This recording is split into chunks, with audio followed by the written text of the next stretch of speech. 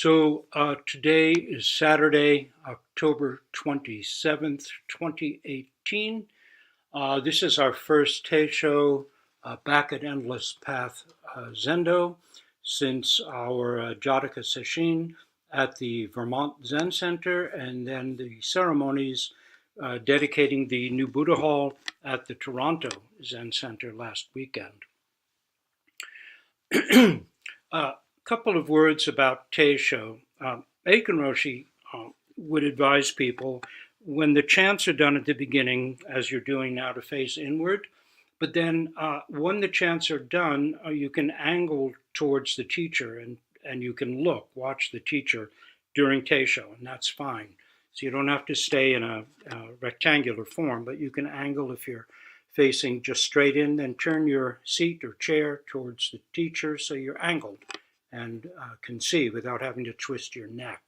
So you can turn your chair, angle a little bit. There you go, if you're uncomfortable, that's right. The other advice about teisho, of course, is that teisho is a form of zazen. So during teisho, we continue with our practice. If it's a koan practice, we stay focused on the koan. If it's a breath practice, we can pay attention to the breath. But if it's a counting practice, then it's best to just simply be one with the words. Just really allow the teisho in. Don't mull it over, don't think about it. Just listen completely as if it was being spoken to you alone, no one else in the universe. Just let the words be your practice. And again, if it's too complex to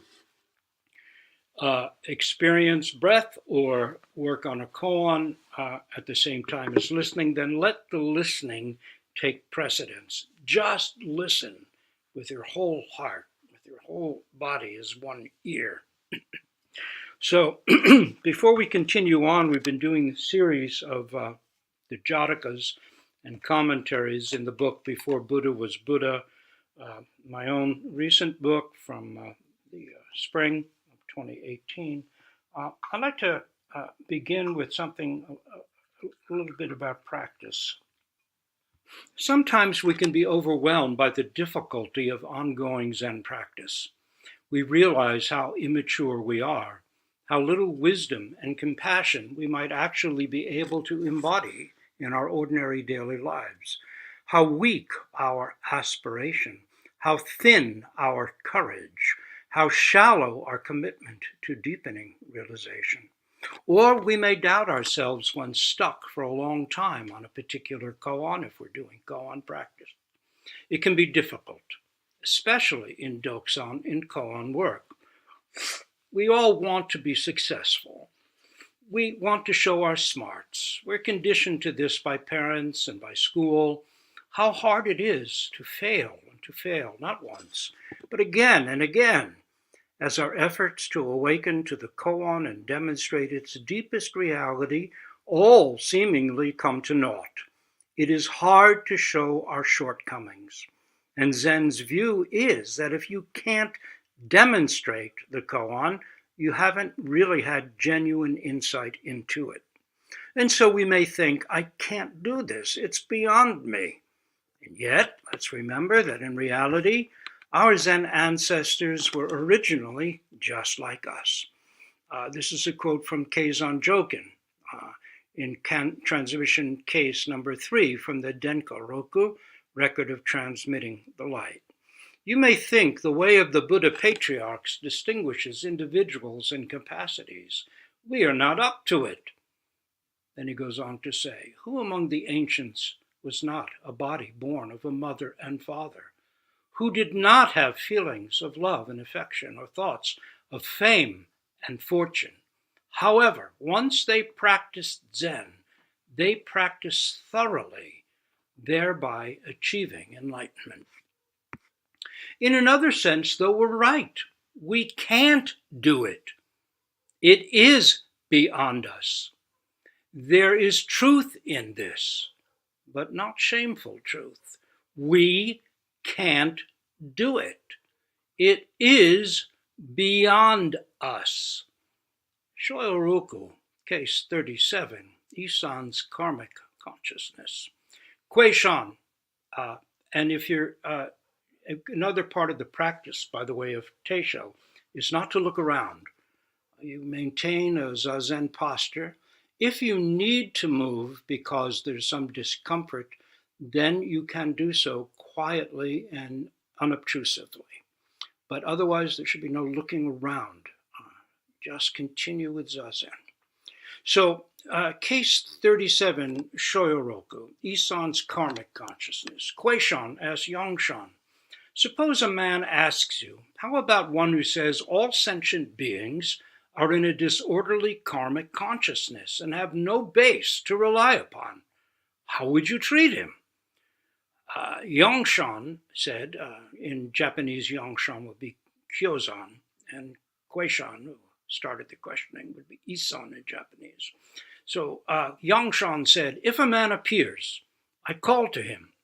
When he turns his head, instantly I say, what is that? I wait while he hesitates, and then I say to him, there is not only disorderly karmic consciousness, but there is no base to rely upon. Quaishan said, oh, good. This somewhat disconcerting truth that there is nothing to rely upon, nothing at base, that all, in short, is empty, can actually give us heart, encouragement, encouragement, courage at the heart of encouragement. It is beyond us. Hooray! All we need do, is get out of our own bondage, drop our ancient habitual self-concern. If we do, and it will take work to achieve this, we find that right where we are is where we've always been and have always needed to be. Right now, awake, rejoice. The effort needed to bring us to the end of that road, to do the work and do our utmost, and yet fail and fail and fail as we do, is itself not without merit. Roshi Kapleau used to say, no sincere effort is ever wasted. If you don't let the Dharma down, the Dharma will never let you down. How do you know that in trying and failing you are setting in motion the very thing you hope to accomplish? How do you know but in that trying and failing lies the maturing courage, determination, and insight you've been seeking from the first? That it is exactly why you got into Zen. For as you fail, in time, self-concern about failing itself gets wiped away. Embarrassment about failing, about not being so smart or successful, gets taken from us. We no longer even think of it as failing.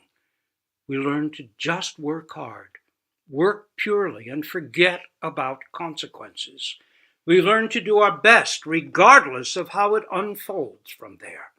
Isn't that in itself worth pursuing to the limit? How easily the world gives us strokes for smarts and talent, and all the while we know deep down we're not really all that wise or mature. Zen practice and koan work especially puts us in touch, at the least, with this truth for real. We can't fudge it. It doesn't give way to us because of how we look or our grades and so on. It puts it in our face. Either you are clear or you're not. If you're not, there's only one answer. Go back to work. Go deeper. Go further. To do that, we do the work required. We sit. We question. We come to Doksan, come to Teisho, come to Zazenkai, come to ceremonies, come to Sesshin. We make vows. We are motivated by our own inabilities. And in this intimate facing into reality, begin to uncover our own deepest aspiration. Layers of pretense get stripped away. Practice becomes more genuine, and we become more authentic. Isn't this what maturing is about? As Wu Men puts it in the Wu Men Quan, Gateless Barrier, in a somewhat different context, the failure is wonderful indeed. So there's a Buddhist story in the tradition that points to the maturing, the development of strength, commitment, insight, and skill that comes from trying and trying and trying again. And that is the legend of the 1,000-armed Avalokiteshvara. Most of you know this story, but let me repeat it in brief.